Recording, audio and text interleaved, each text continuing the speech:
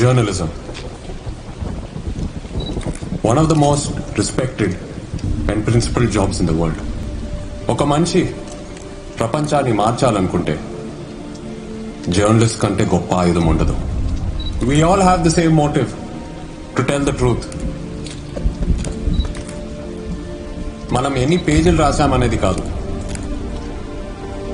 ఎన్ని నిజాలు బయట పెట్టామనేదే జర్నలిజం. నిజమే కదా, అది పెద్ద కష్టం కాదని మీ అందరికి అనిపించచ్చు, కానీ అది అంత సింపుల్ కాదు. ఎంతో నిజాయితీ, ఎంతో డెడికేషన్ ఉండాలి అది సాధ్యం అవ్వాలంటే.